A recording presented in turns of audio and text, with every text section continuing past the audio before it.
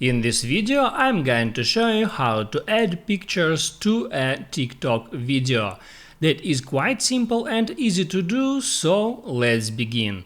And first open up TikTok application and here tap at plus sign to start creating a new video. And there all you have to do is just hit here at upload and on the top hit add photos. Now there you can select there some photos and that photos will be added to TikTok video in the order that you selected them.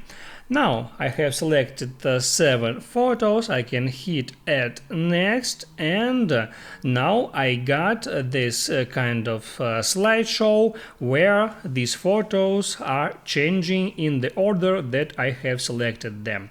I can add there some filters to each photo individually.